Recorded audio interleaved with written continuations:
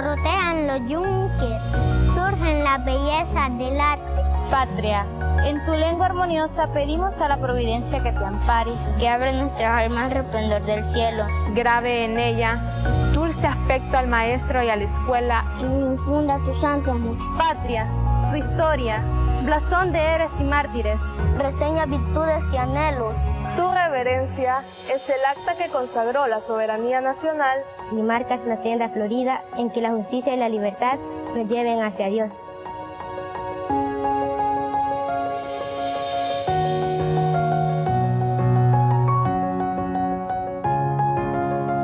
Para ti, el sol vivificante de nuestras glorias, los himnos del patriotismo, los laureles de los héroes. Mupan, Nexan, Tamatagik, Techtechan, Juan, Nusehuawin, Ipan, Muxuntegu, Ipan, Degeman, Paniguelis.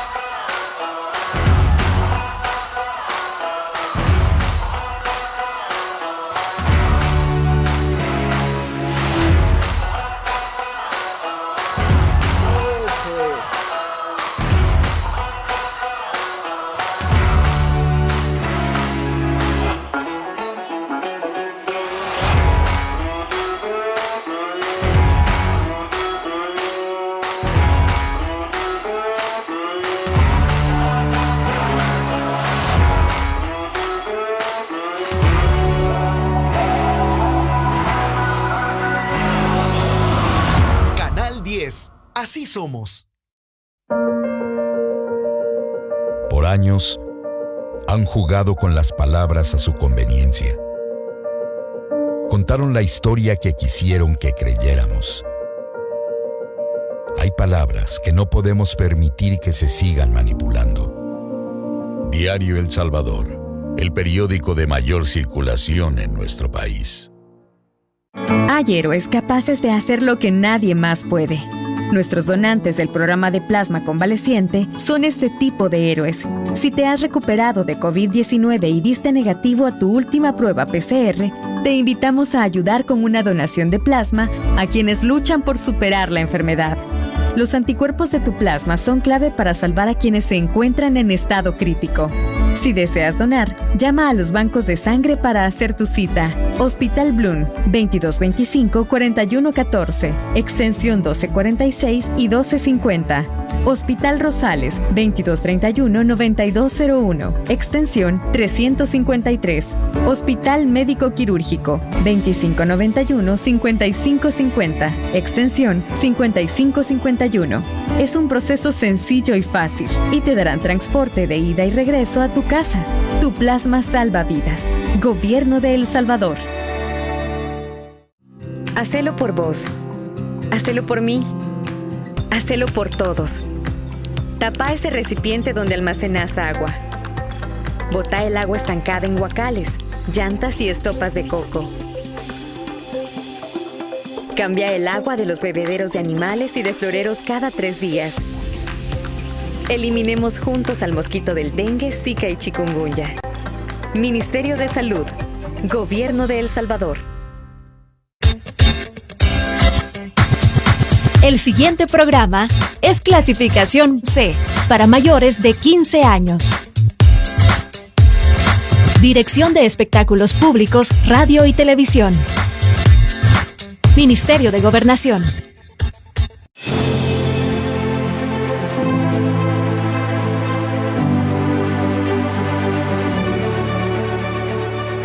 AE con Marisol Durán.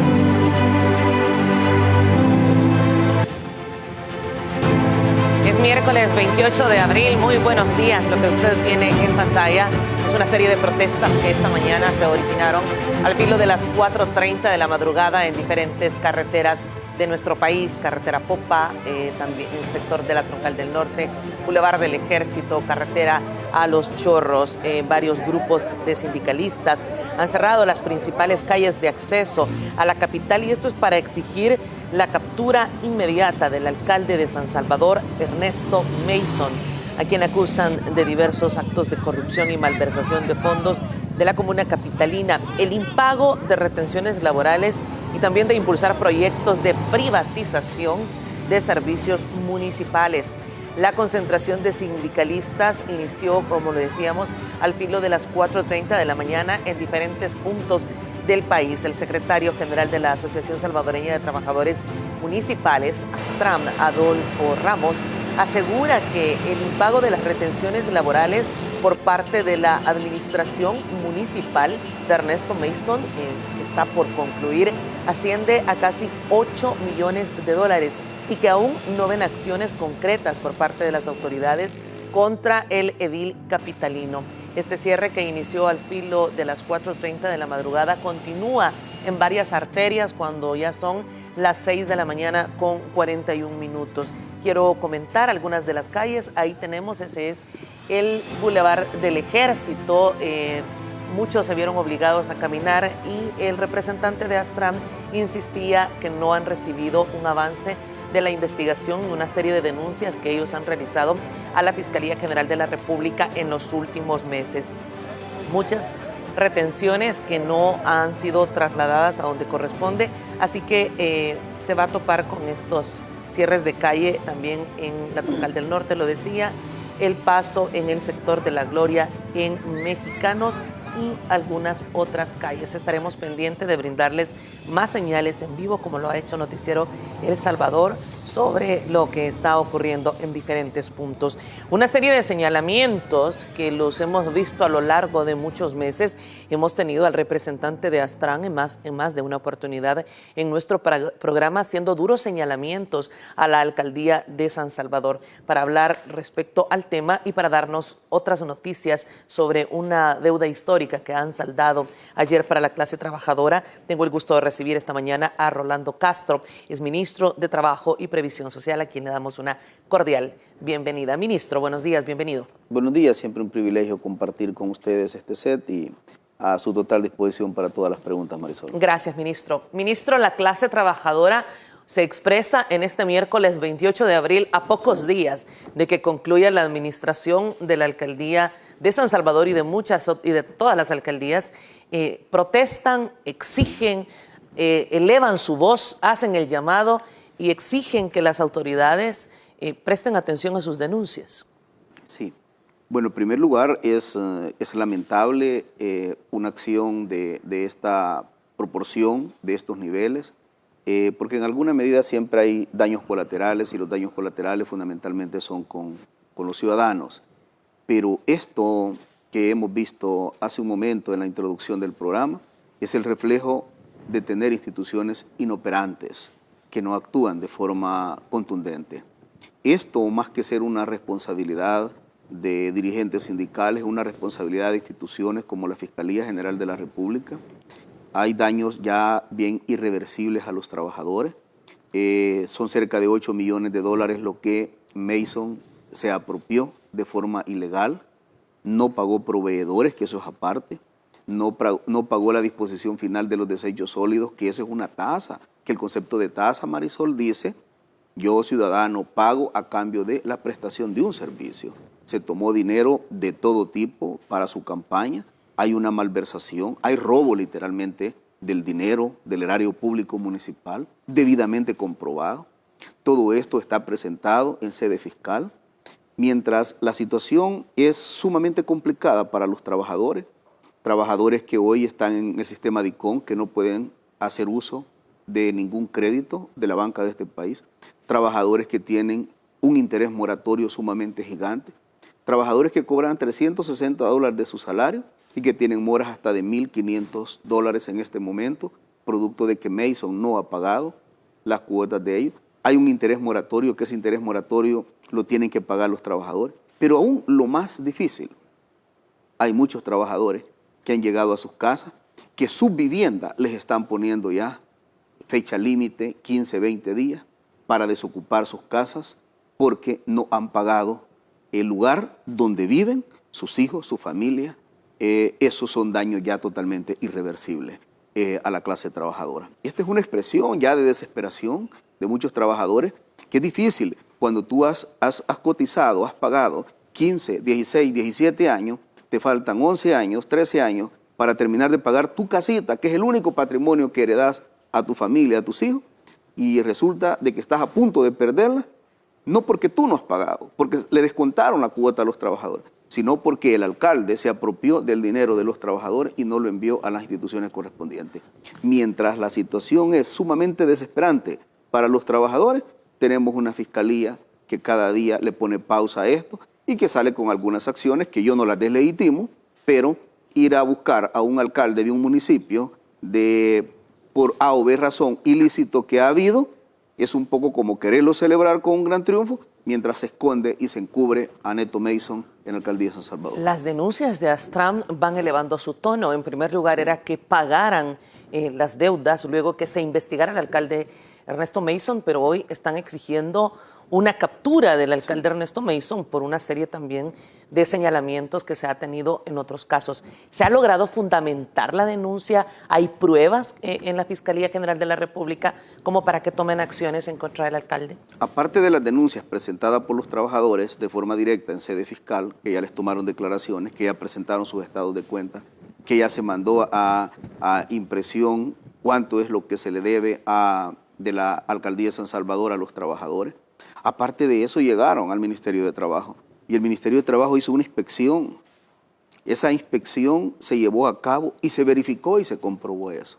En mi calidad de ministro, he interpuesto con todo un departamento jurídico que tengo bien sustentado, es más, hasta la tipificación de los delitos, malversación de fondos, actos arbitrarios, apropiación indebida de las cuotas de los trabajadores, o sea, hasta la tipificación de los delitos, solo para que Fiscalía verifique la información, que tiene todo el derecho de hacerlo, y en el marco de esa verificación proceder de forma inmediata. Lo que pasa es que acá hay un encubrimiento con Mason, y es por lo siguiente. Mason, Marisol, tú sabes que él está procesado con medidas sustitutivas por el tema de la negociación y de entrega de dinero a grupos de pandilla. Entonces Mason goza ahorita de unas medidas cautelares alternas a la detención. En el momento de que se judicialice otro caso contra Mason, es automático que un ser humano en este país, según el Código Penal, no puede gozar de dos medidas alternas a la detención. Por eso es que hay un encubrimiento claro y contundente de la Fiscalía General de la República de no abrir expediente con Mason, porque ellos están plenamente convencidos que en el momento que judicialicen un caso contra Mason, es obligatoriedad legal de detenerlo. No puede una persona tener dos medidas alternas a la detención. Ese es todo el encubrimiento. Yo no estoy diciendo que el fiscal general de la República lo encubre, pero yo sí estoy diciendo de que en la Fiscalía hay estructuras montadas todavía de Douglas Meléndez y de otros exfiscales que en alguna medida fueron personas serviles del poder económico de este país y de los grupos fácticos de este país. Yo puedo decir con contundencia, Douglas Meléndez trabajó para Fito Salume, puedo decir de forma contundente, hay muchos empresarios que financiaron a exfiscales y no estoy diciendo, y lo dejo bien claro, que esto es una decisión del fiscal general de la República. Estoy diciendo que hay un entramado, una estructura que protege dentro de la Fiscalía General de la República a Neto Mason. Hemos presentado las pruebas, Marisol, hemos presentado las pruebas.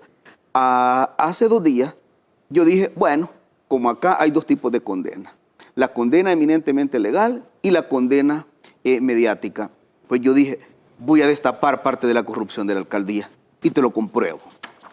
Y te lo compruebo acá. Trae documentos en tu programa mostrar. Prestigioso. Sí. Muchas gracias. Lo comprobamos de la siguiente manera. Vamos a pedirle a la cámara 3 que esté listo, que lo que desea mostrar. Hay un grupo que acá está, Empresa Chaday, conformada por personas incluso, Quique Larrazábal, director del Distrito 5, de la misma gente de Mason. Esta gente construyó empresas. Gustavo Moreno, Alexander Suriano, y Carlos Monte. Fue la estructura que ha utilizado Mason de corrupción. Esta estructura creó empresas y a estas empresas les entregó proyectos. Acá pruebo cómo el 31 de julio la alcaldía le emite un cheque de $16,433 a Grupo Chaday. Posteriormente, el 31 de julio de 2018, le entrega otro cheque por $2,825 a Grupo Chaday. Esto dice que es en concepto de camisetas, logos y todo esto que estaban haciendo en la alcaldía de San Salvador.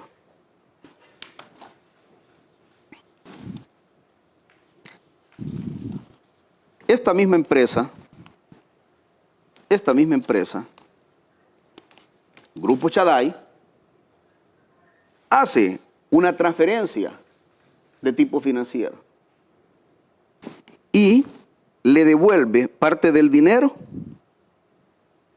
a Juan Carlos Monte. Acá están las transferencias emitidas. ¿Cómo utilizaban las empresas que ellos mismos crearon, cómo prestaban un servicio que nunca lo daban, porque los trabajadores nos han dicho que eso nunca se llevó a cabo? Y acá están todas las transferencias que hizo Grupo Chaday a Juan Carlos Monte. Juan Carlos Monte es un gerente que gana $2,600 en la alcaldía de San Salvador. Llevando este orden, crean otra empresa. Y esta empresa se llama Osmar. Esto fue más grave todavía, porque ahí fue parte de las comisiones que entregaron. Esta empresa Osmar le dan un contrato en la alcaldía y resulta que le hacen una erogación de $20,832. ¿En concepto? De diferentes eventos de fiestas agostinas. Resulta que hablamos con el comité de fiestas agostinas, nunca existió esto, nunca existió. Y le pagaron $20,832. Pero miren qué interesante esto. Resulta que Juan Carlos Montes se entera que ya había una investigación de los mismos trabajadores de la alcaldía por el dinero que recibía. Juan Carlos Montes le ordena a esta empresa que ya no emita cheques a nombre de él, sino que emita cheques a nombre de los trabajadores subalternos que él tiene. Y es así como sale este cheque de $9,800 a nombre de Juan Ignacio Villanueva. Cheques emitidos de la empresa Osmar a los trabajadores, a los subalternos. Y acá está el otro. Subalternos empleados de la alcaldía de San Salvador, cercanos a... Son subalternos de Juan Carlos Monte. Y acá está el otro cheque emitido de otros $9,000. En total, de los $20 y tantos mil que se le entregó a Osmar, la empresa Osmar regresa $18,000. ¿Sabes qué fue lo único que no regresó, Marisol? Las retenciones que por impuesto les toca pagar. Lavado de dinero de forma directa. Juan Carlos Montes pide a estos mismos trabajadores que vaya y le hagan un trámite, y acá traigo la compraventa del vehículo Mitsubishi año 2014. 2014, esto lo compró en el 2019, o sea, tenía 5 años. Y este vehículo es comprado en $3,500. Un vehículo año 2014 que acá están todas las características.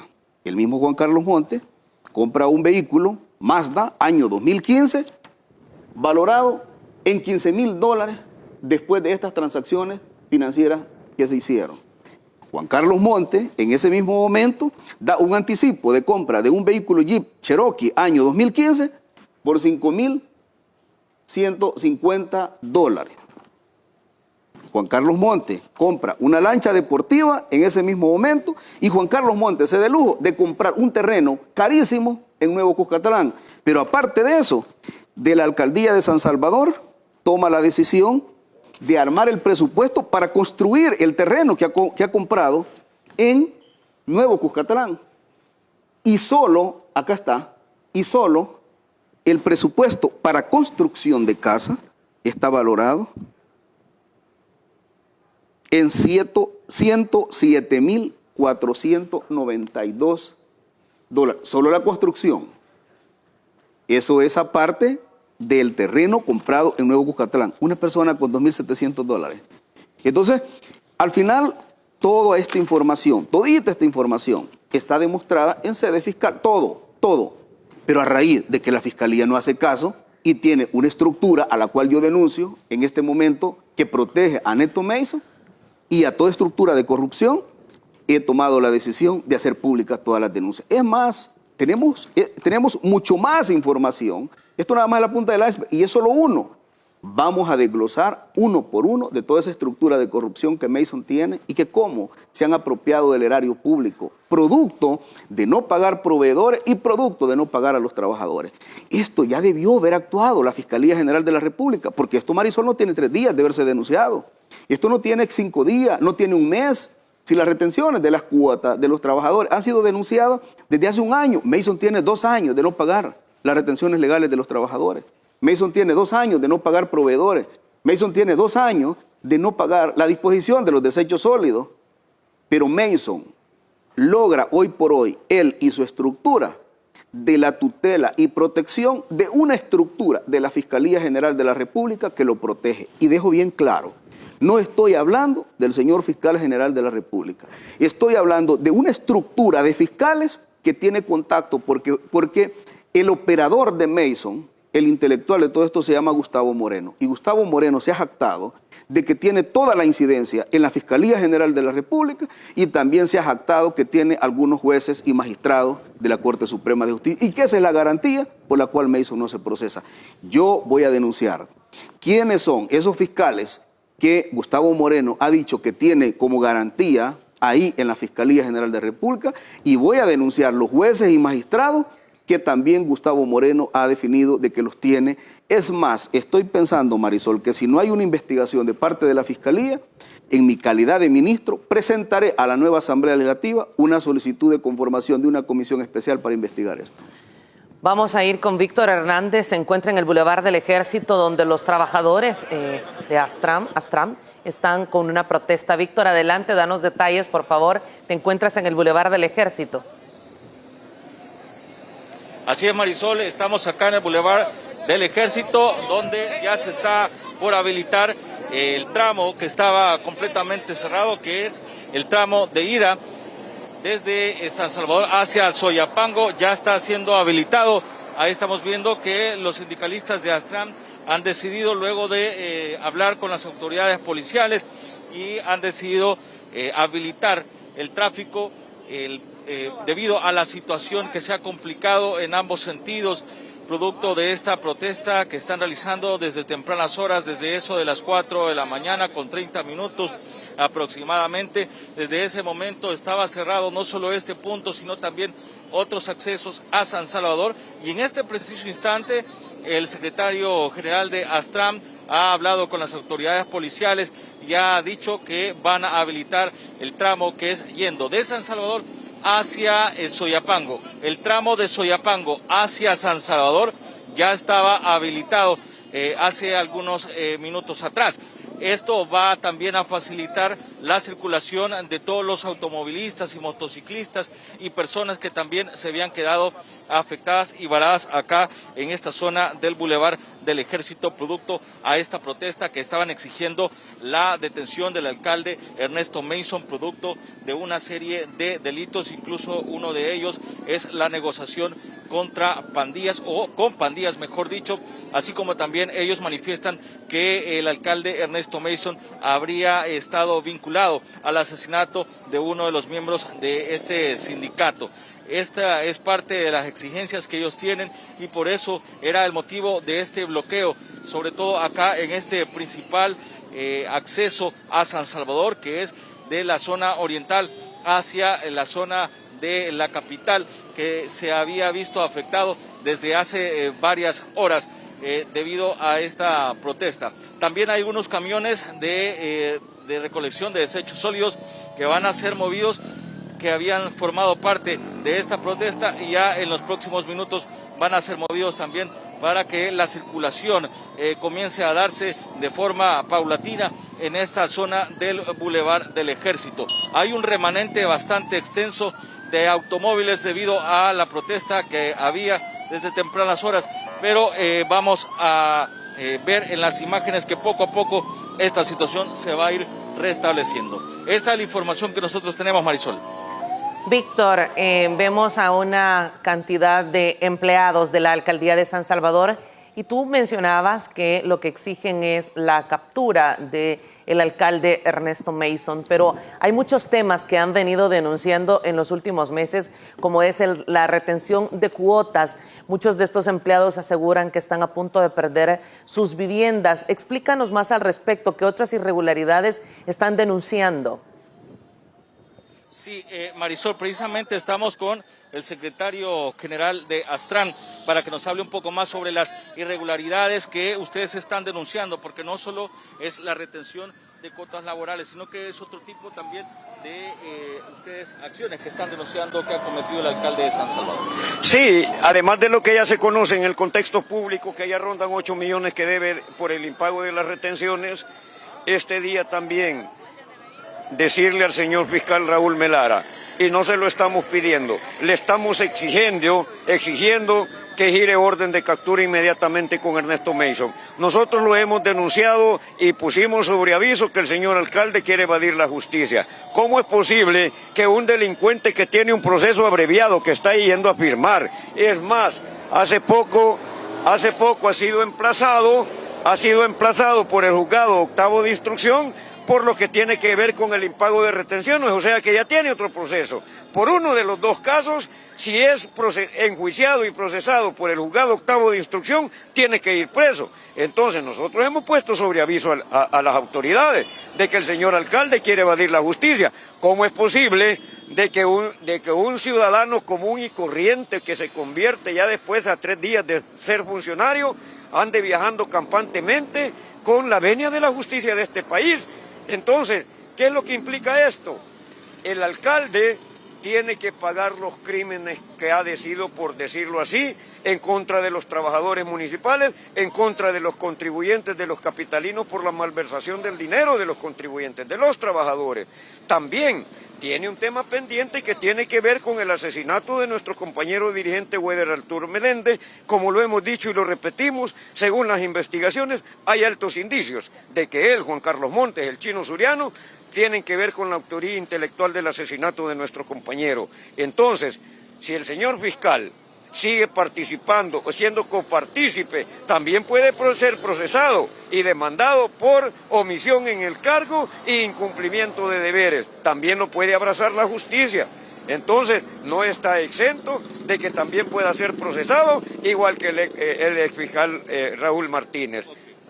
Gracias, el señor Adolfo Ramos, es el secretario general de Astram. Son las palabras que expresaba las diferentes denuncias que hacen en contra del alcalde Ernesto Mason, que ya le faltan pocos días para salir de la alcaldía municipal de San Salvador. Marisol. Gracias, Víctor. Ministro, muy claras las denuncias, muy fuertes las denuncias que hacen por parte de Astram. Creo que todos recordamos la cantidad de protestas que realizaron cuando llegaban hasta la Fiscalía General de la República en el sector de Santa Elena. Y ellos han insistido, he tenido el gusto de tenerlo en mi estudio, al representante de Astram, que no son escuchados, que la clase trabajadora no está siendo escuchada. Sí, el mismo presidente lo dijo en una oportunidad. Dijo que en El Salvador hay ciudadanos de 2 categorías.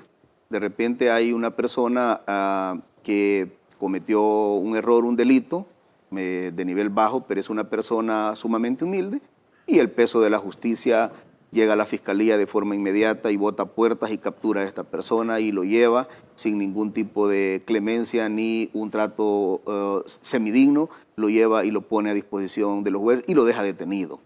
Pero otra cosa es la siguiente categoría, que es la categoría un poco clasista de la gente de saco y corbata, como el caso de Mason. Mason tiene, es que Marisol, es que es tan palpable, tanto incumplimiento, tanta vulneración que ha hecho al Estado de Derecho, tantas irregularidades, tantas ilegalidades. Si lo que acabo de presentar hace un momento son emisiones de cheques Bueno, pero el dirigente sindical decía una cosa. Decía, hay presunción de que la autoría intelectual del asesinato del líder sindical proviene de la alcaldía.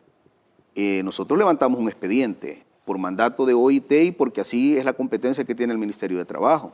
Hicimos investigaciones y en las investigaciones sale que hubo una reunión dirigida, más bien fue mandatada por Mason, donde Juan Carlos Montes se reúne con un criminal de una pandilla que es conocido como un corredor del más alto nivel de una pandilla, donde prácticamente le entregan el pago por el encargo asignado. Y mencionan el caso de Weder Meléndez. Pero no solamente eso, sino que además dice de que en ese momento se sienten satisfechos con el trabajo hecho y que le asignan la compensación, y además le dicen de que le dan otro encargo, y el encargo es de asesinar a 2 concejales más de la alcaldía de San Salvador. Estamos hablando que Neto Mason, Juan Carlos Montes, Alexander Suriano y Gustavo Moreno, estamos hablando que son delincuentes y que hoy por hoy, según el perfil de la investigación, son los actores intelectuales del asesinato del dirigente sindical. Todo eso, Marisol, que te estoy diciendo, está debidamente documentado en un expediente. Ese expediente ya lo pasé a la Fiscalía, ya lo hice del conocimiento de la Fiscalía. Es más, hay pruebas de llamadas telefónicas que le hicieron a familiares del dirigente asesinado para amenazarlo, de la misma alcaldía. Y hay pruebas, hay hechos probatorios de esto. Y se le dijo a la Fiscalía, tome, aquí tiene esto, actúe. Y hasta este momento no ha actuado. Estamos hablando de que Mason y esta estructura, hay 1000 razones por las cuales ya debió haber estado detenido, capturado, en la cárcel.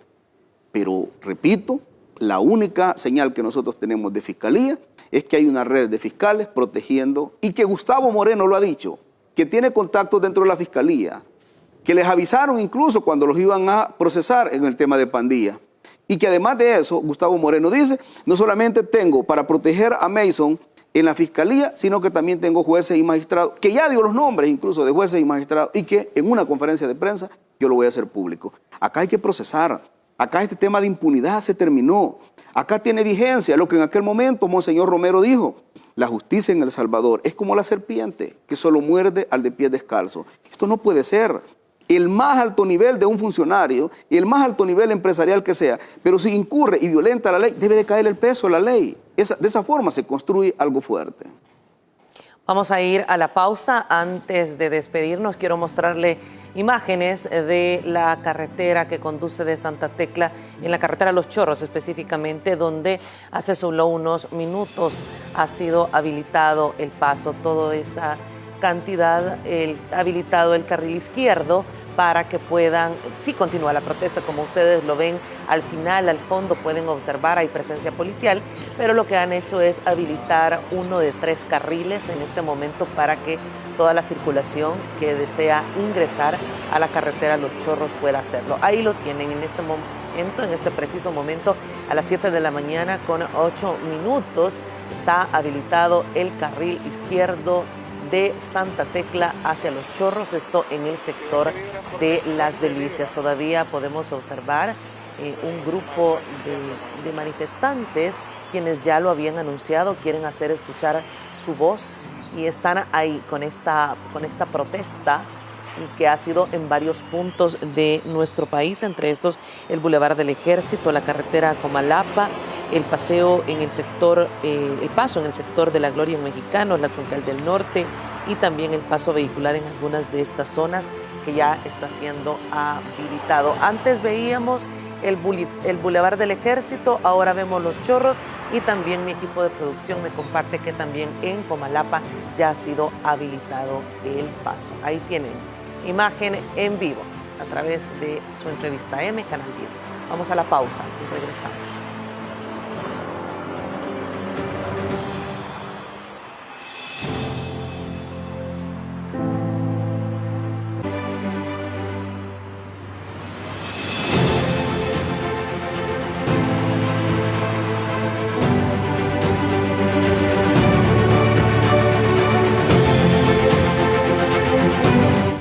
En el regreso a clases semipresencial opcional, sigamos las medidas de bioseguridad.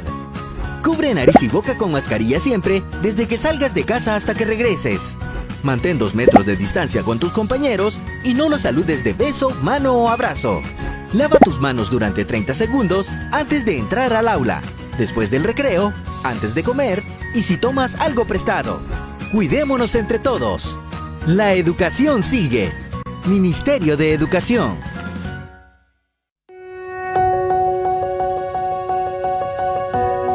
Dios te salve, patria sagrada. En tu seno hemos nacido y amado. Eres el aire que respiramos, la tierra que nos sustenta, la familia que amamos, la libertad que nos defiende. La religión que nos consuela. Tú tienes nuestros hogares queridos, fértiles campiñas, ríos majestuosos, soberbios volcanes, apacibles lagos, cielos de púrpura y oro. En tus campos ondulan doradas espigas. En tus talleres vibran los motores. Chisporrotean los yunques. Surgen las bellezas del arte. Patria, en tu lengua armoniosa pedimos a la providencia que te ampare, que abre nuestras almas al resplandor del cielo. Grabe en ella dulce afecto al maestro y a la escuela. Y infunda tu santo amor. Patria, tu historia, blasón de héroes y mártires. Reseña virtudes y anhelos. Tu reverencia es el acta que consagró la soberanía nacional. Y marcas la senda florida en que la justicia y la libertad nos lleven hacia Dios.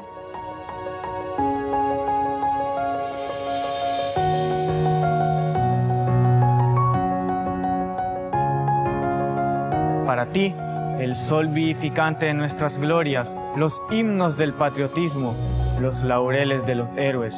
Mupan, Nexan, Tamatagik, Techtechan, Juan, Nusehuawi, Ipan, Muxuntegu, Ipan, Degeman, Paniguelis.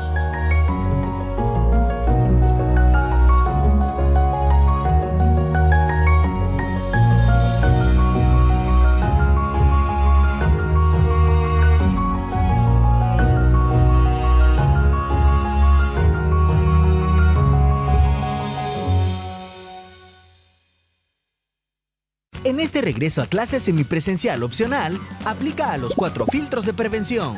En el hogar, no salgas si un familiar presenta síntomas de COVID-19.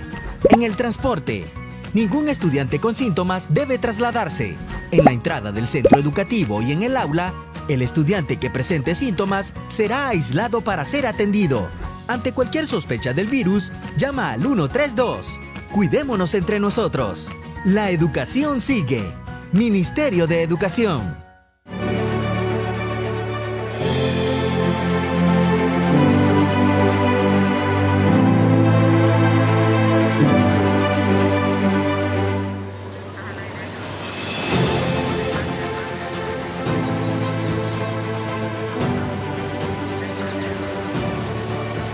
Siete de la mañana con 13 minutos, imagen en vivo desde la carretera Los Chorros en el sector de Las Delicias, donde esta mañana sindicalistas de Astram han cerrado una serie de calles en protesta a una serie de ilegalidades. Denuncian al alcalde Ernesto Mason, exigen un papel más protagónico por parte de la Fiscalía General de la República. A esta hora ya ha sido habilitado un carril que conduce de Santa Tecla hacia la carretera Los Chorros. También en el sector de Comalapa ya ha sido habilitado los carriles y en el Boulevard del Ejército también ya hay paso libre, a pesar de que continúa la presencia de sindicalistas. Vemos presencia policial a esta hora de la mañana para poder ver el orden y la circulación de los vehículos en una protesta que inició al filo de las 4:30 de esta madrugada y que va a permanecer el cierre en estos 2 carriles en las próximas horas. Los sindicalistas dicen estar cansados de que no se escuche su voz en la sede fiscal y es como ahora elevan su llamado hacia las calles en protesta y exigen ser escuchados. Una serie de delitos, entre estos la retención de cuotas, que ya lo han denunciado por varios meses.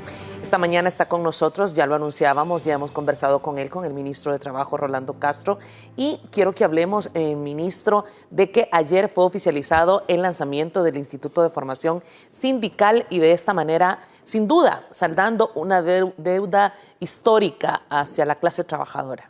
Sí, el movimiento sindical yo creo que en El Salvador tiene varias aristas. Una es que hay un estigma sobre el movimiento sindical y además de eso hay muchos compañeros, dirigentes sindicales que en alguna medida han puesto en entredicho el concepto del movimiento sindical. Entonces hoy lo que estamos haciendo es viendo cómo trabajamos en los rescates de los valores, de los principios, de la convicción de cada uno de los dirigentes y líderes sindicales y dotarle de las herramientas básicas del conocimiento a nivel técnico, a nivel científico, a tal grado de que estamos haciendo un convenio con universidades nacionales y con universidades extranjeras incluso, a fin de garantizar una profesionalización del movimiento sindical. El movimiento sindical, si bien es cierto, tiene derecho a la protesta, pero también es cierto que el movimiento sindical debe de convertir de la protesta a la propuesta. Lo que se debe de hacer es estructurar en materia económica, social y política la construcción de políticas públicas donde ellos deben de participar. Y se necesita dotar de todas estas herramientas básicas a nuestros dirigentes sindicales. A tal grado que yo estoy sumamente contento con las universidades de este país porque ya se trabajó la currícula, ya se trabajó en un equipo multidisciplinario entre universidades, el Ministerio de Trabajo y el acompañamiento del Ministerio de Educación. Las universidades van a desarrollar su trabajo técnico y académico a fin de garantizar la profesionalización del movimiento sindical y vamos a gozar de la certificación del Ministerio de Educación de esta currícula y lanzar que los dirigentes sindicales ya pasen, como repito, de la protesta a la propuesta y sean reconocidos nacional e internacionalmente y distinguidos como personas profesionales. Yo creo que la labor del dirigente sindical y el principio elemental de un dirigente sindical es el principio de solidaridad, de sentir el dolor ajeno y de luchar genuinamente por los derechos de los trabajadores.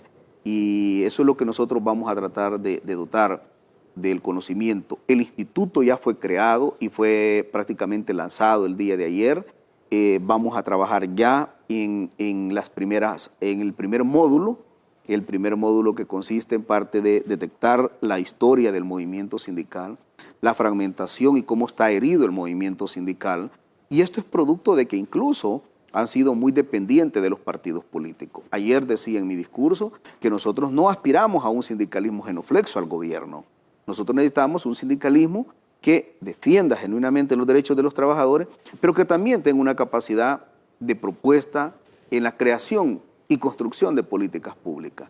Hoy tienen un gobierno en el Ejecutivo que los escucha, que los atiende, que los respalda y que los apoya.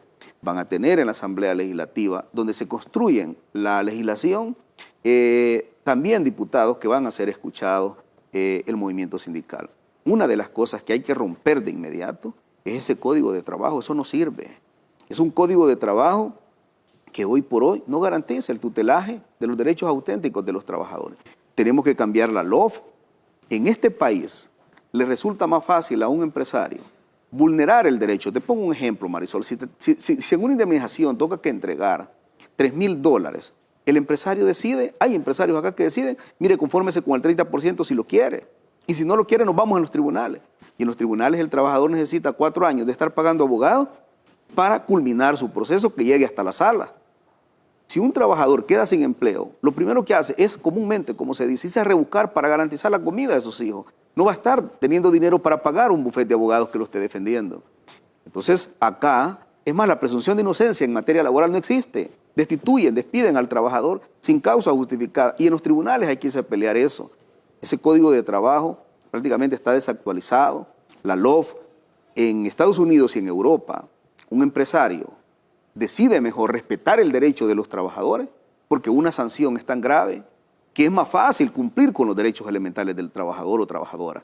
En El Salvador, 57.14 es la multa más grande que tenemos en la LOF. Entonces, si un empleador vulnera un derecho valorado tangiblemente, financieramente, en $3,500, en $5,000, Le sale más fácil pagar la multa que el Ministerio de Trabajo le va a imponer por 5714 porque se queda con el resto del dinero. En Estados Unidos y en Europa es todo lo contrario.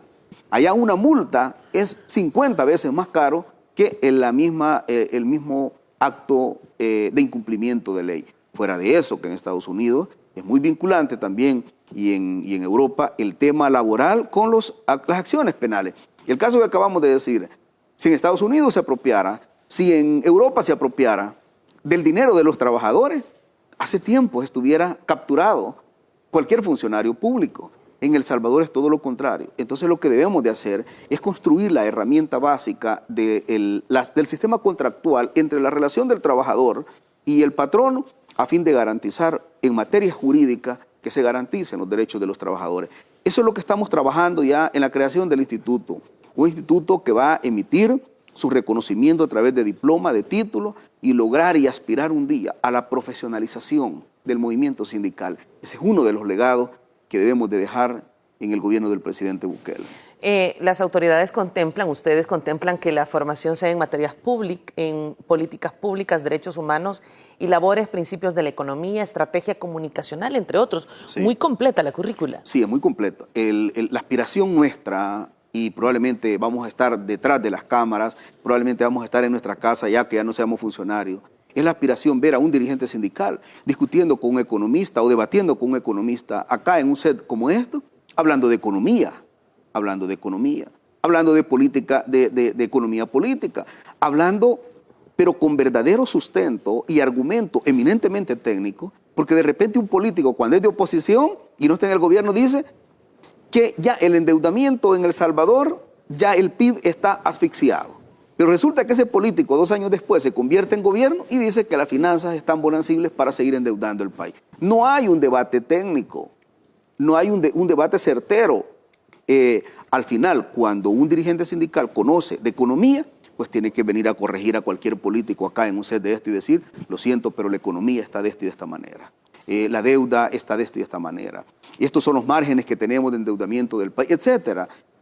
Una persona que se siente en un set como esto, hablar del derecho legal de los trabajadores y hablar incluso del derecho constitucional, hablar del conocimiento de los tratados internacionales, porque los tratados internacionales son vinculantes a aquellos que nosotros hemos ratificado en El Salvador y es de acatamiento forzoso del Estado salvadoreño hacerlo. Hay muchos tratados que en El Salvador en gobiernos anteriores no los cumplieron y son tratados internacionales y son ratificados por nuestro país. Entonces, el trabajador tiene que conocer, el dirigente sindical tiene que hablar en materia económica, materia social, materia política y en materia jurídica, porque es la herramienta básica del conocimiento para defender y tutelar los derechos de los trabajadores. Aspiramos con que en el futuro tener un movimiento sindical con muchos principios, con muchos valores, con convicción y fundamentalmente formado y preparado. El instituto creado por el Ministerio de Trabajo el día de ayer no solamente es una opción nuestra, es que la ley lo manda, que nosotros debemos de crearlo.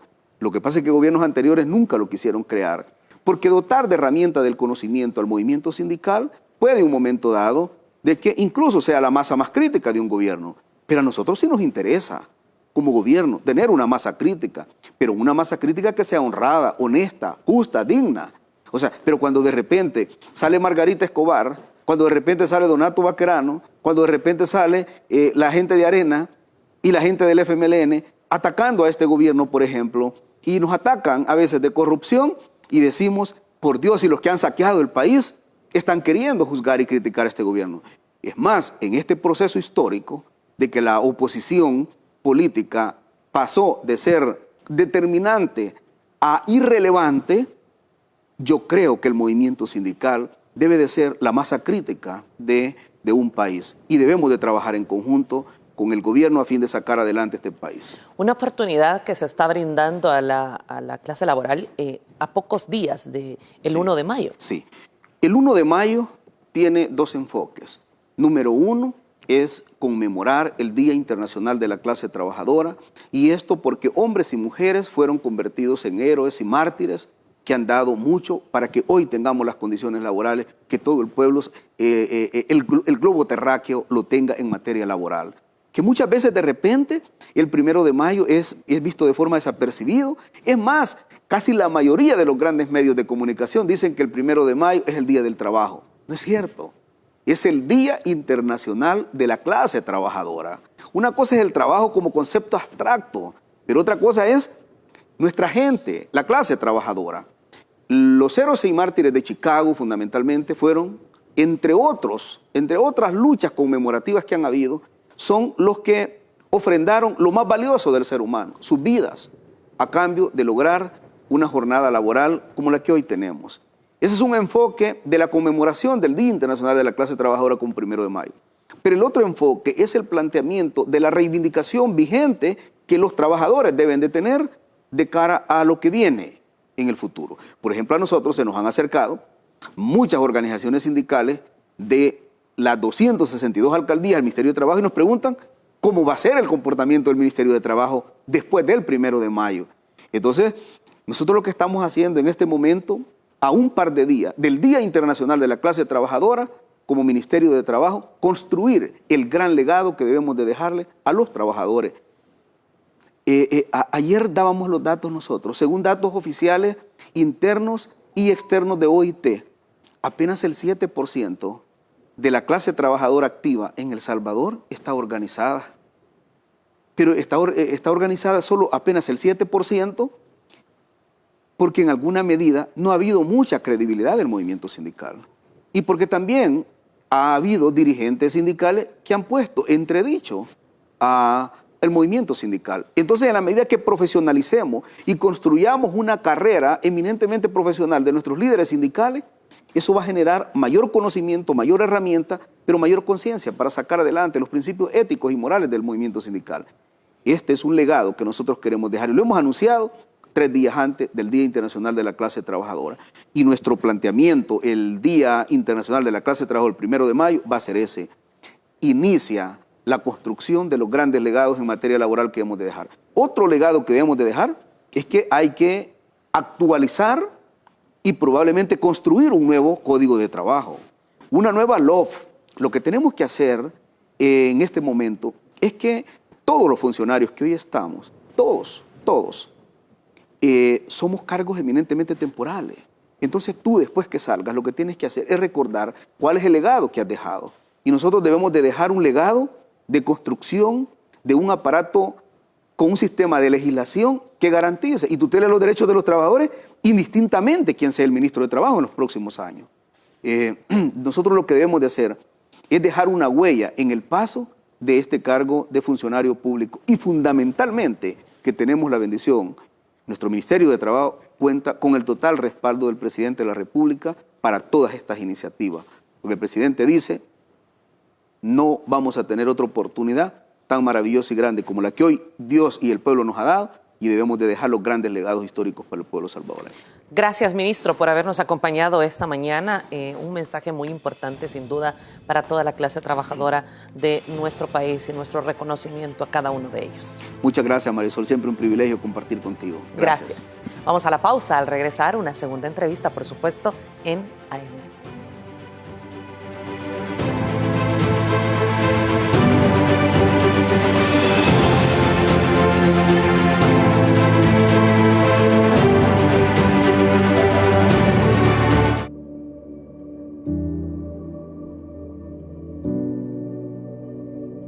Las computadoras se van a entregar al 100% de estudiantes del sistema nacional, el sistema público. Los pequeños de 1º a 4º grado van a recibir una tablet y luego de 4º grado en adelante, que ya son niños más grandes, pues ya se les da su computadora. Este es el proyecto más grande que se ha hecho en educación en la historia de El Salvador, porque este proyecto cuesta 3 veces un aeropuerto.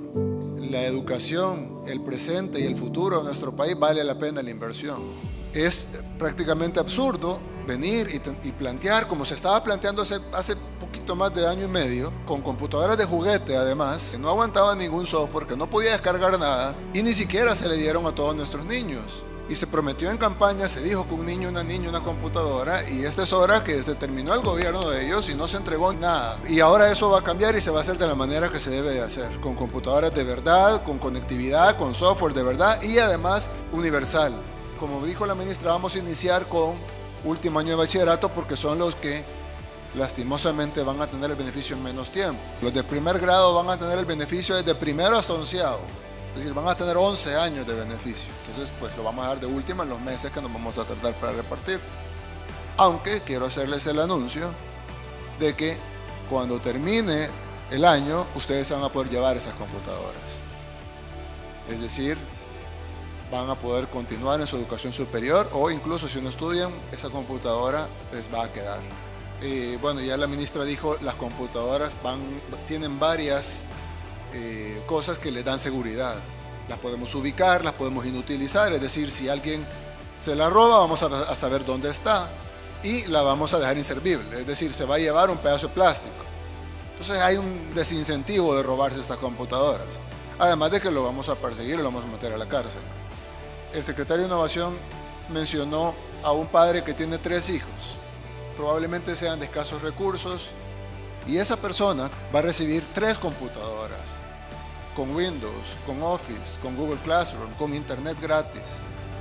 Pero lo que me emociona más es el hecho de que nuestros jóvenes van a pasar de estar a la saga a estar a la vanguardia, porque son pocos los países del mundo. Me atrevería a decir que probablemente seremos el único país en Latinoamérica donde todos los niños y todos los jóvenes que estudien en el sistema nacional tengan una computadora con Internet, con Windows, con Office, y donde todos los maestros estén capacitados para usarla. Es decir, El Salvador va a pasar de la saga a la vanguardia del sistema educativo.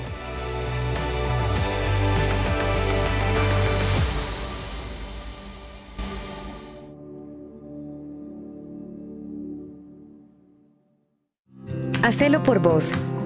Hacelo por mí. Hacelo por todos. Tapa ese recipiente donde almacenas agua.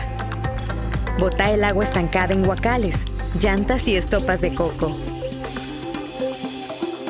Cambia el agua de los bebederos de animales y de floreros cada 3 días. Eliminemos juntos al mosquito del dengue, zika y chikungunya. Ministerio de Salud. Gobierno de El Salvador. Si necesitas llevar un control prenatal para tu embarazo y no presentas síntomas de COVID-19, llama al 131. Si tienes una hija o hijo menor de 5 años que necesita atención médica y no presenta síntomas de COVID-19, llama al 131, el nuevo número de atención médica especializada del Gobierno de El Salvador, para que no salgas de casa y evitemos contagios.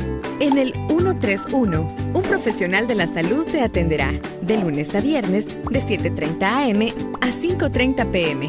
131. Tú llamas, nosotros te atendemos. Gobierno de El Salvador, con el apoyo de la Embajada de Canadá y UNSPA. En el regreso a clases semipresencial opcional, sigamos las medidas de bioseguridad. Cubre nariz y boca con mascarilla siempre, desde que salgas de casa hasta que regreses. Mantén 2 metros de distancia con tus compañeros y no los saludes de beso, mano o abrazo. Lava tus manos durante 30 segundos antes de entrar al aula, después del recreo, antes de comer y si tomas algo prestado. Cuidémonos entre todos. La educación sigue. Ministerio de Educación.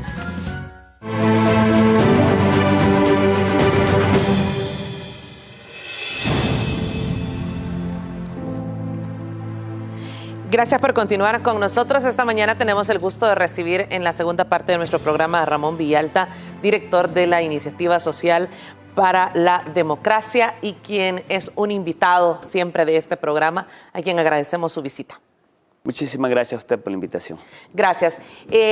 La mañana de este martes, ayer, la Comisión Política convocó a petición del jefe de fracción de Carlos Reyes, quien emitió un dictamen favorable para elegir magistrados suplentes. Una última sesión plenaria donde aprobaron con 50 votos la elección de Julio César Figueroa Grande y Pablo Antonio Sarabia Alfaro como magistrados suplentes de la Corte de Cuentas de la República. Quiero mostrarles una nota al respecto para que nuestra población, quienes nos están viendo, nuestra audiencia, tenga contexto de la situación. Los diputados de oposición se quedaron con las ganas de superar los vetos del presidente de la República en la última sesión plenaria de esta legislatura. la Comisión Política emitió dictamen favorable para ratificar la nueva ley de amnistía, una ley duramente criticada por diversos sectores de la sociedad, pues buscaba blindar a los legisladores y financistas de partidos políticos que están vinculados a crímenes de lesa humanidad. Yo ahí no le veo problema. Sería de alguna manera erróneo de mi parte venir y criticar todas aquellas decisiones que se puedan hacer. La superación de veto se puede hacer aún hasta las 11:50 de la noche. ¿Por qué? Porque es parte del proceso de la formación de ley. El diputado presidente Mario Ponce justificó que este órgano del Estado dejara como una de sus últimas votaciones una decisión tan importante. No hubo votos para poder pasar esta moción. Pero sí estuvo planteado durante la Sí, sesión. efectivamente se discutió, pero no alcanzó los votos necesarios para pasar al Pleno. Finalmente, la sesión plenaria terminó minutos después de las 6 p.m. y los puntos acordados por la Comisión Política no ingresaron a la agenda. ¿Por qué en la última plenaria, diputado? Pues preguntémonos particularmente a los promotores de la iniciativa en la última plenaria.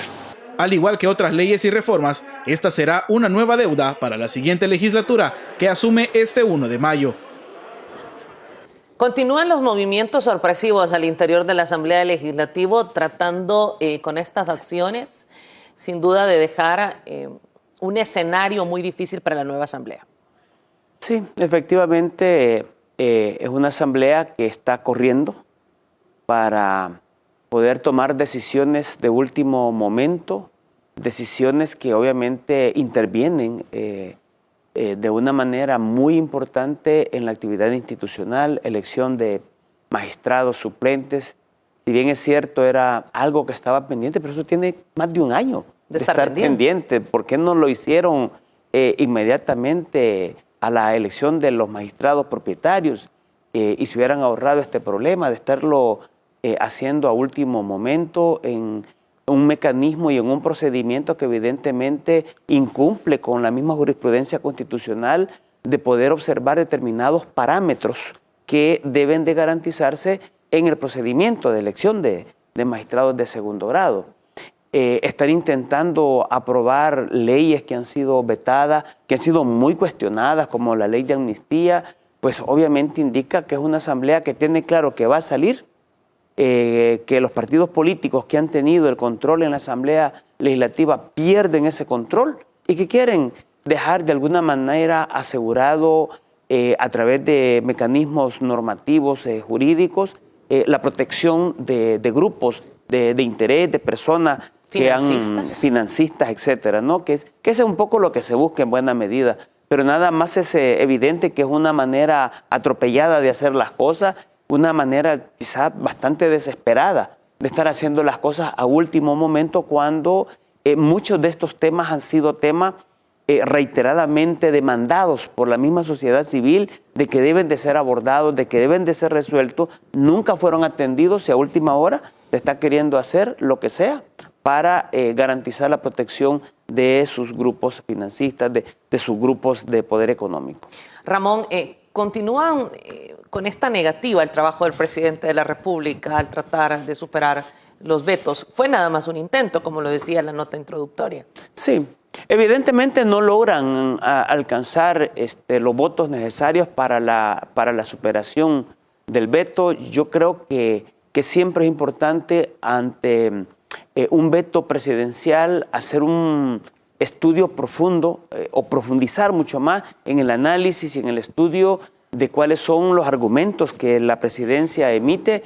Aquí ya hemos tenido varios casos que ha tenido que, si bien es cierto, se supera el veto, pero existe siempre cuando la argumentación es de tipo constitucional, vuelve nuevamente esa ley antes de poder ser publicada, ser sometida a la consideración de la Sala de lo Constitucional, y esto ha ocurrido con varios temas. Entonces, realmente la Asamblea Legislativa, en lugar de estar tratando de superar los vetos de una manera atropellada, debería de profundizar en el estudio, en el análisis, en conocer efectivamente no solo los argumentos que el veto plantea, sino por qué razón ha estado siendo rechazada por la misma sociedad civil, como es el caso de la misma ley de amnistía. Esa no es la ley de amnistía que se ha querido, esa no es la ley de amnistía incluso que fue declarada inconstitucional. Esta ley no está cumpliendo con los parámetros que se estableció en la declaratoria de inconstitucionalidad. En este sentido,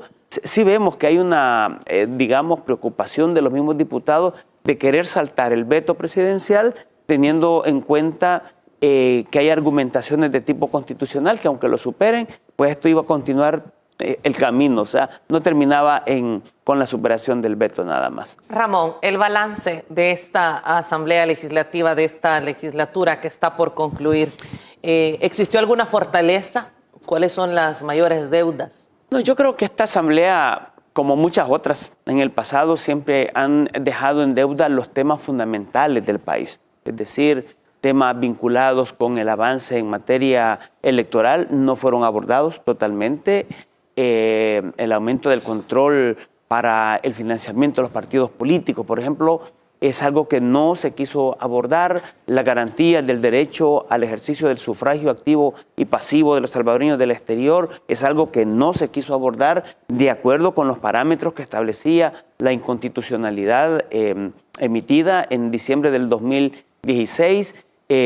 Todos los temas relacionados con el derecho del agua, estamos hablando del reconocimiento del agua como un derecho humano y de toda la legislación que debe garantizar la administración del agua a efectos de que ésta no pueda ser privatizada. Ese es un tema que se viene discutiendo de asambleas anteriores y que ha pasado de asamblea en asamblea y que nuevamente queda pendiente. Temas relacionados con la elección de segundo grado, en la que no se han incorporado modificaciones sustantivas para garantizar que los parámetros que deben de observarse sean definitivamente cumplidos y se evite que se estén eligiendo funcionarios acorde a los intereses de los grupos representados por los partidos políticos.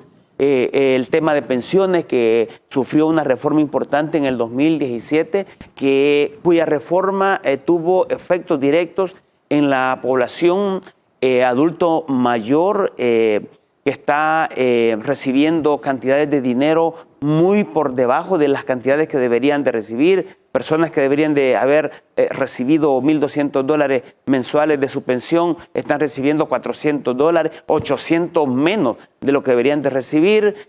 Un efecto muy negativo en esta materia y que no se quiso abordar de una manera mucho más apropiada, de una manera que garantizara el derecho de los pensionados y el derecho a tener una pensión digna. Este es un tema que desde 2017 con esta reforma y que posteriormente no se ha querido abordar. El tema fiscal, que nunca se ha querido abordar de manera profunda en el sentido de garantizar una tributación progresiva, de garantizar que no sea una tributación que afecte a los de menores ingresos, sino que afecte a los que tienen más ingresos, que garantice digamos, una política fiscal que garantice que los que no pagan los impuestos sean debidamente perseguidos, sean debidamente sancionados. En muchas ocasiones nosotros hemos presentado propuestas para modificar, para reformar el artículo del Código Penal que establece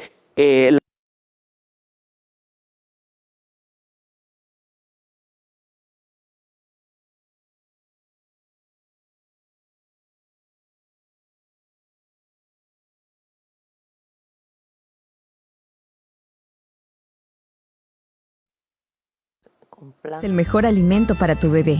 Le da los nutrientes y las defensas necesarias para toda su vida. Por eso, no dejes de amamantarlo si sospechas o confirmas que tienes COVID-19. Protégelo con las siguientes medidas. Lava tus manos antes de amamantarlo. Cubre con mascarilla tu nariz y boca durante la lactancia. Tose o estornuda en el codo, servilleta o pañuelo desechable. Bótalo y lávate las manos.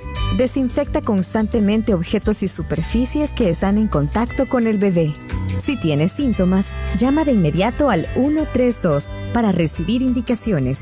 No bajes la guardia. Sigue las medidas. Crecer juntos. La Política Nacional de Primera Infancia. Gobierno de El Salvador.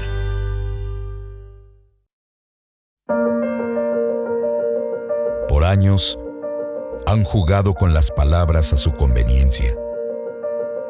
Contaron la historia que quisieron que creyéramos. Hay palabras que no podemos permitir que se sigan manipulando. Diario El Salvador, el periódico de mayor circulación en nuestro país. Hay héroes capaces de hacer lo que nadie más puede.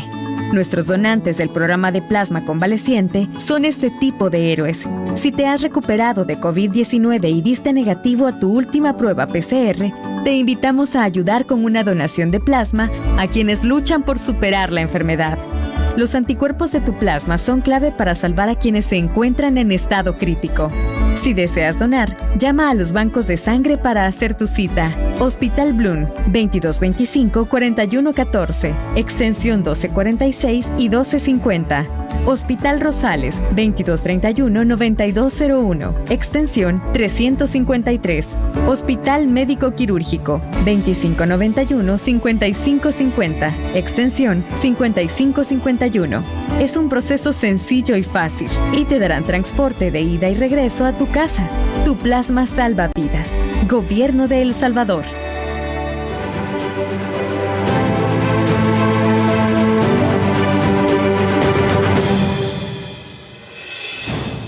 Una interrupción en el servicio eléctrico nos afectó, pero estamos de vuelta en AM y seguimos conversando con Ramón Villalta. Hablábamos de todas las deudas de esta Asamblea Legislativa, una enorme lista, y hablábamos de la ley de pensiones. ¿Qué más serán las deudas con las que recordaremos los salvadoreños a esta legislatura? Mencionaba el hecho de no haber sometido nunca a la consideración reformas que han sido propuestas en materia de reforma penal, para evitar la exoneración de responsabilidad penal de los evasores. La excusa absolutoria que está regulada en el Código Penal permite que todos los evasores, una vez estos acepten que han cometido el delito de evasión y asumen el compromiso de que van a pagar la cantidad que habían evadido, pues queda exonerada totalmente la responsabilidad de carácter penal. Esta excusa absolutoria lo que viene es a ser un elemento que en lugar de ser disuasivo, promueve para que los evasores, si en esta vez no lo pudieron hacer, en la siguiente.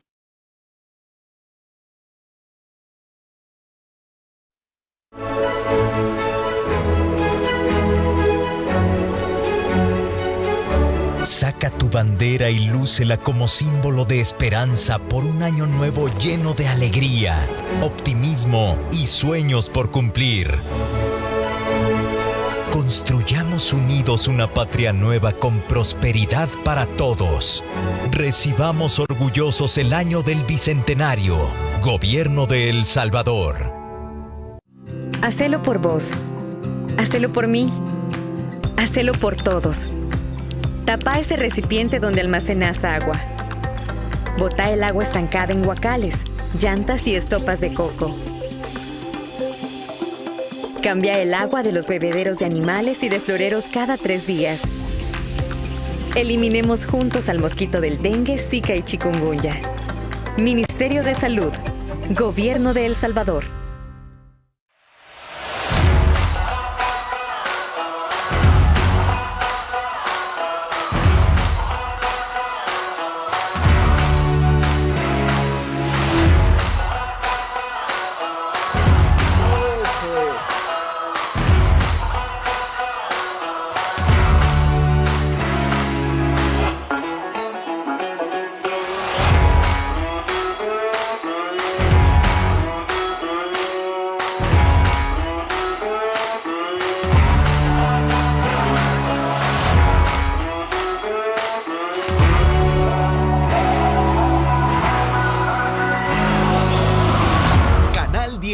Así somos.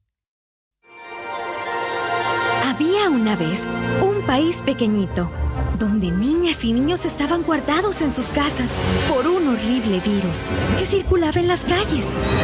Y para que no dejaran de divertirse y aprender, un grupo de educadores, comunicadores y escritores salvadoreños crearon un mundo maravilloso. Crecer leyendo. está lleno de imaginación, historias fantásticas y mucha diversión. Un mundo en el que todas y todos pueden entrar desde sus casas. El despacho de la Primera Dama y el Ministerio de Educación presentan Crecer Leyendo. Sintonízalo de lunes a viernes a la 1 de la tarde por Radio El Salvador 96.9. Y colorín colorado, esta aventura ha comenzado. Crecer juntos, la política nacional de primera infancia. Gobierno de El Salvador. Aplicar a los programas de Firempresa es fácil y gratis. 5 sencillos pasos que debes seguir para llenar tu solicitud. 1. Ingresa a www.firempresa.go.sd con uno de estos navegadores, Mozilla o Google Chrome. 2. Lee con atención los requisitos que debes cumplir con cada programa. 3. Descarga el formato de declaración jurada, imprime, completa a mano, firma, escanea o tómale una fotografía y adjúntala a la solicitud del programa que desees aplicar. 4. Haz clic en el botón Llenar solicitud. Complétala. Ingresa los datos solicitados con toda la información y adjunta los documentos requeridos.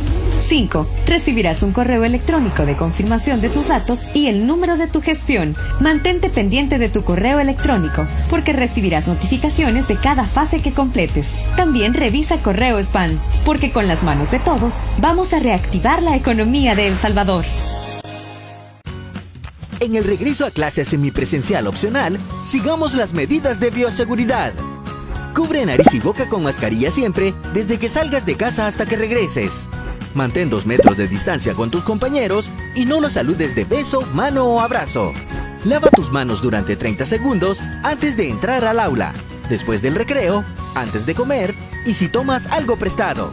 Cuidémonos entre todos. La educación sigue. Ministerio de Educación.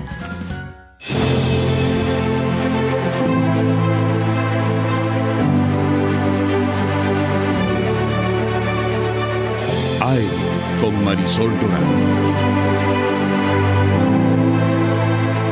De nuevo, disculpas a nuestra audiencia por estos cortes de energía. Hablábamos, nos están boicoteando los evasores, decíamos con Ramón fuera de cámaras. No, no es así, es un corte de energía que se ha generado en el sector de Santa Tecla, donde está Canal 10. Ramón, más temas. Sí, bueno, ya señalábamos esto, que es un tema que tiene que ver con toda la política fiscal, porque son medidas que deben de garantizarse. En este tema también ha quedado pendiente qué va a pasar con todo el marco normativo relativo a las leyes que favorecen los incentivos fiscales, que en otras palabras se traduce en gastos tributarios, en gastos fiscales, son gastos del Estado. En el sentido de garantizar que puedan haber, no estamos en desacuerdo, de que existan leyes que favorezcan incentivar fiscalmente a la inversión, pero se trata que sean normas, que sean leyes, que esos incentivos que se generan, que se entregan y que constituyen un gasto para el Estado, retribuya también un beneficio para la sociedad. Aumente trabajos, mejore la calidad del salario para los trabajadores, etcétera, etcétera, ¿no? Y que haya mecanismos que garanticen el seguimiento en el cumplimiento de las reglas que deben de cumplirse por parte de los que reciben los beneficios. Eso no se ha revisado a profundidad y en materia fiscal la evasión y la elusión han sido 2 temas que se han buscado al máximo la manera de evitarse que se puedan discutir y de que se establezcan normas que garanticen el seguimiento, la penalización especialmente de los evasores. Estamos hablando de más o menos un 47% del IVA que se evade, que no se paga, que lo cobran, que el consumidor lo paga, pero que tampoco se le traslada al Estado. Me roban a mí como consumidor y obviamente les roban al Estado y les roban en general a la sociedad salvadoreña. Y sobre esto no se ha establecido claramente los mecanismos que deben de establecerse. Quedó pendiente todo lo que tiene que ver a partir de los Panama Papers, que quedó evidentemente que aquí habían muchos negocios, muchos empresarios que utilizaban los mecanismos offshore para garantizar, evadir y para sacar los dineros que a través de los cuales se generan mecanismos de evasión. No hay una ley que garantice la persecución, la investigación clara respecto de esos dineros. Eso es algo que ha quedado totalmente pendiente y que en materia fiscal contribuiría mucho, porque definitivamente el Estado salvadoreño ni tendría necesidad de estarse endeudándose si se recuperara todo lo que en el año debería de pagarse en materia de impuestos. La ley especial para pueblos indígenas, que desde 2014 se logró el reconocimiento constitucional de los pueblos indígenas en El Salvador y que finalmente pues no ha habido ninguna discusión relativa del marco normativo secundario derivado de la Constitución de la República, y hay una deuda sustantiva para los pueblos Cacahuiras, Lenca y Nahua Pipil de El Salvador. Estos son parte de los temas que han quedado pendientes en la lista de las deudas que tiene la Asamblea Legislativa. Pero es importante mencionar que todo este enorme listado de esta deuda, de esta legislatura, estaban incorporados en sus planes de legislación en las campañas electorales. Era mucho de lo que vendían en sus ofertas electorales. Efectivamente, ha habido mucha, digamos, compromiso de parte de la Asamblea Legislativa, incluyendo, por ejemplo, en temas de reforma constitucional, ¿verdad? Que habían compromisos para poder garantizar una reforma al Tribunal Supremo Electoral, ¿verdad? Temas que han sido demandados como la reforma a la Corte de Cuentas para garantizar también la separación de funciones jurisdiccionales y administrativas, porque los mismos jueces en materia tributaria, en materia de finanzas, que administran, que llevan adelante el control, los jueces de control de cuentas, son los mismos que administran el control de cuentas. Entonces uno dice, bueno, ¿cómo la misma autoridad puede llevar adelante dos funciones? En este sentido, son temas que quedaron allí en materia constitucional, que fueron presentados y que nunca fueron definitivamente abordados por la Asamblea Legislativa. ¿Qué pasó? ¿Nos mintieron? ¿Se convirtieron en algún momento en un matrimonio político, el FMLN y Arena, para poder darle... Lo que pasa es que en la medida de que no hay reformas sustantivas que fortalezcan la institucionalidad, este ha sido el mecanismo que se ha utilizado para tener un efectivo control también de las instituciones. Es decir, una Corte de Cuentas como la que se ha tenido, en la que incluso no se establece con claridad en el marco normativo de cuál es la votación, pero que finalmente se dice va a ser por votación simple, y se vota por 43 votos para elegir a magistrados de Corte de Cuentas y tener una institución de su control para proteger justamente los actos de corrupción, los malos manejos administrativos. O sea, muchos de los alcaldes, por ejemplo, que están vinculados a actos de corrupción, que la población se ha quejado, que la población ha denunciado, pero que finalmente la Corte de Cuentas ha sido el instrumento fundamental de protección precisamente para esos alcaldes. Por eso es que habíamos visto que venían alcaldes del FMLN, que se pasaban al PCN y etcétera, ¿no? Venían de partido en partido según quien tenía control de la Corte de Cuentas. De la misma manera no se busca hacer la reforma del tribunal porque lo que se quiere es tener control partidario del Tribunal Supremo Electoral. Entonces sí, no solo se trata de un incumplimiento o de un engaño, sino más bien de una voluntad política claramente deliberada para no proceder con determinadas reformas que puedan garantizar. O sea, no abordar a profundidad el tema de pensiones, eso es una voluntad política deliberada. No es que no lo quiera, no es que haya falta de voluntad política para abordarlo, no. Hay voluntad política para no discutir temas sustantivos del país. Porque hay intereses. Porque hay intereses, porque obviamente va a afectar una discusión profunda del tema de pensiones, pues probablemente terminaría con las AFP. Y eso terminaría con un gran negocio redondo en el que se utilizan los dineros de los trabajadores en función de determinados intereses de unos pequeños grupos de poder económico. Obviamente modificar y reestructurar, reformar la Corte de Cuentas implicaría que mucha de la gente que ha hecho actos de corrupción, que ha sido protegida por la misma Corte de Cuentas, pues precisamente ahí están protegidos y por eso mejor no lo van a hacer. Entonces sí, creo que ha habido más bien una voluntad política deliberada de no hacer muchas de las cosas en función de proteger grupos de interés político y proteger grupos de interés del poder económico. Ayer Guillermo Gallegos, respecto a esta últimas elecciones que realizaron.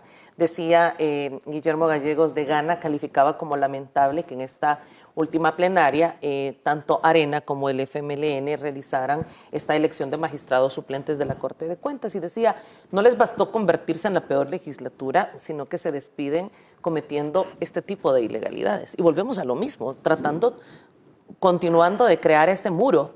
Sí. Si bien, digamos, desde la perspectiva legal, corresponde todavía a esta asamblea hacer esa elección porque son magistrados suplentes, si bien eso es así, lo cierto, como he señalado anteriormente, han tenido el tiempo suficiente para haber realizado una elección de las suplencias que habían quedado pendientes. Sin embargo, la Asamblea Legislativa ha venido mostrando esta actitud y se despide ahora. O sea, no les ha bastado.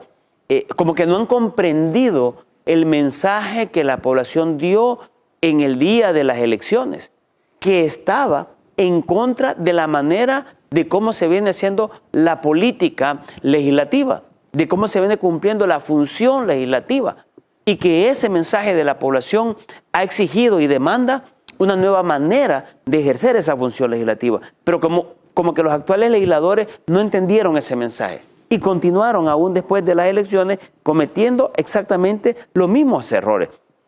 Si ya había pasado tanto tiempo y no habían hecho esa elección, simplemente pues debieron dejar y permitir que la nueva legislatura realizara esa elección. Ahí estaban de necios queriendo elegir también a los miembros del Consejo Nacional de la Judicatura. Eso le corresponde a la nueva legislatura porque este grupo de concejales del CNJ entrarán en el mes de septiembre. Por lo tanto, corresponde a esta legislatura, no le corresponde a la legislatura saliente. Eso sería también una acción de carácter inconstitucional, pero ahí venían insistiendo en que le correspondía a esta asamblea. Es decir, los mensajes últimos y estas elecciones últimas y estas ideas de querer aprobar la ley del agua y querer aprobar la ley de amnistía a último momento, realmente es un mensaje que lo único que viene es a que contribuya al descontento de la población que ya lo tiene y que ese descontento lo que queda es más aumentado. O sea, por la actuación con la que se están despidiendo, deberían de haberse despedido de una manera más, digamos, distinta, más mostrando mayor honradez, mostrando mayor compromiso con la población, etcétera, ¿no? Pero no, lo siguieron haciendo exactamente de la manera con la cual la población ya había mostrado su rechazo, su repudio. Eso es lo que han terminado haciendo los miembros de la Asamblea Legislativa. Y vamos a temas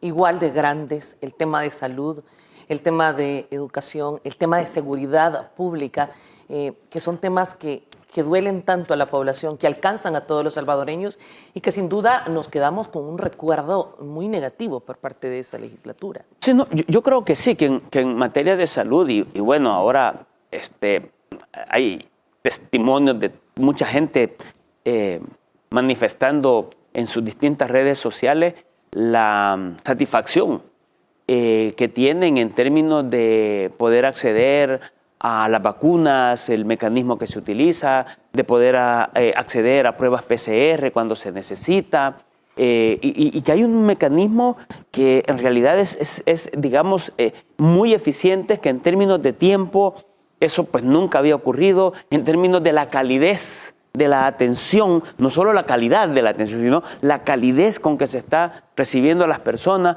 pero obviamente desde el punto de vista legislativo, los temas de seguridad, los temas de salud, incluso los temas de educación, hay que recordar que estamos entrando en una nueva etapa, en una etapa en la que la realidad de la pandemia nos obliga a hacer modificaciones sustantivas que va a requerir cambios normativos, cambios en la legislación. Pero son temas que al final la Asamblea Legislativa, en lugar de contribuir, mostraron ser opositores a los cambios que se deben de generar. Y que lo que ha permitido estas soluciones en materia de salud, en materia de seguridad y también en materia de educación es que llevó a un choque al Ejecutivo, y el presidente de la República, Nayib Bukele, jamás desistió en su intento por tomar estas decisiones que ahora tienen a un país con el mayor número de vacunados, entre muchos temas. Efectivamente, quedó en evidencia que aquí hubo un choque en donde los 3 órganos de Estado se vieron inmiscuidos con una asamblea legislativa sin tener, digamos, la comprensión clara del fenómeno de lo que estaba ocurriendo y quitar herramientas que permitían el control. Miren lo que está sucediendo ahora en Chile, en Costa Rica, las medidas que impiden que las personas se movilicen, que se tenga que pedir permiso incluso para que una persona que trabaja y que tenga que irse a quedar a un hotel, tiene que solicitar el permiso a la policía para quedarse en ese hotel y el siguiente día solicitar el permiso para poder salir del hotel y tener que trasladarse al trabajo en donde se encuentra. Obviamente uno comprende que no se pueden afectar los derechos constitucionales como el derecho de la movilidad de las personas, pero en situaciones particulares, cuando hay una pandemia, cuando hay efectos graves para la sociedad, eso se tiene que pensar bien y se tiene que generar los instrumentos jurídicos necesarios y dar el respaldo siempre al ente ejecutivo para que pueda aplicar las medidas conforme a la Constitución, conforme a las leyes que garantizan y protejan a la población. ¿Y qué es lo que está ocurriendo en otros países? Y no solo en Latinoamérica, es que esto está ocurriendo en Asia, esto ha ocurrido en Europa misma, que han tenido que tomar decisiones y medidas drásticas para poder controlar. Inglaterra misma tuvo que tomar medidas drásticas. Muchos países han vuelto a cerrar su frontera. Alemania, Inglaterra, que estuvo muy cercado. Pues, entonces uno dice, sí, es correcto, se tienen que garantizar los derechos constitucionales, pero se tienen que también garantizar y otorgar las herramientas jurídicas para que el Ejecutivo pueda intervenir y pueda actuar en situaciones muy particulares como la pandemia o en situaciones muy particulares como los temas de seguridad pública. Afortunadamente prevaleció la posición por parte del Ejecutivo, y no lo digo yo, lo dicen los salvadoreños, lo expresan a través de redes sociales y de diferentes formas, pero también en seguridad. Hemos logrado que con fondos GOES, por no existir una aprobación de préstamos para el Plan Control Territorial, que a través del fondo GOES, el sector justicia, el sector seguridad, haya logrado sacar a El Salvador del listado de 50 ciudades, de las 50 capitales con mayor índice de criminalidad. Y eso sin duda genera inversión, genera turismo, aún en medio de una pandemia. No, efectivamente, o sea, el hecho de, por ejemplo, tener una población significativamente vacunada en el país, por ejemplo, es un factor, diríamos, de seguridad sanitaria para el turismo mismo. Es decir, un país que muestre que ha vacunado a la mayor cantidad de su población, obviamente se convierte en una opción para que los extranjeros puedan viajar con mayor tranquilidad, con mayor seguridad. Un país en donde los niveles de delincuencia van en disminución, en donde los territorios se ven recuperados, obviamente uno viaja a la zona de la libertad, y en la zona de la libertad habían muchos tramos en donde la gente, el turista no podía entrar, no podía llegar, no podía ir a disfrutar. Ahora todo el territorio en la libertad, hay un nivel de control policial, hay un nivel de seguridad diferente, hay una recuperación del espacio público, el turista está llegando con mayor tranquilidad, con mayor seguridad, con mayor facilidad, incluso con mayor facilidad de transporte. Entonces, sí creo que esos elementos son, digamos, fundamentales para promover e incentivar el negocio, la inversión, la posibilidad de que las familias de esos lugares puedan mejorar también sus ingresos. Entonces, sí, yo sí veo que esto ha sido muy positivo. Lamentablemente, aquí es donde debe de haber siempre entendimiento, respetando desde luego la independencia entre órganos, pero que debe de haber entendimiento, debe de haber acuerdos claros para poder respaldar políticas públicas que garanticen la protección de los derechos de las personas en materia de salud, en materia de seguridad, en materia de educación, en materia de agua, en los derechos políticos, etcétera, etcétera. Gracias, Ramón. Ojalá que esta nueva Asamblea Legislativa, que toma poder este próximo sábado pueda escribir una historia diferente, que sea una historia de desarrollo, de transformación de nuestro país. Ojalá que en unos años no tengamos que estar con esta lista de muchas deudas. Sin duda, un gran reto para la Asamblea Legislativa, para la nueva Asamblea Legislativa. Efectivamente, creo que la nueva Asamblea Legislativa tiene el reto fundamentalmente del mensaje que la población comprendió y la razón por la que votó por los nuevos diputados. No quiere diputados que sean más de lo mismo. Quiere diputados comprometidos con los intereses y con los derechos de la población. Quiere diputados que lleven adelante leyes que garanticen la atención de los derechos desatendidos por el momento de la población o que la normativa no ha garantizado la protección y promoción y atención debida de los derechos de la población. Quiere diputados que efectivamente discutan los temas sensibles que tiene el país en materia de salud, en materia de pensiones, en materia fiscal, etc. Sí, quiere diputados totalmente distintos y quiere una asamblea totalmente diferente y ese en realidad es un gran reto.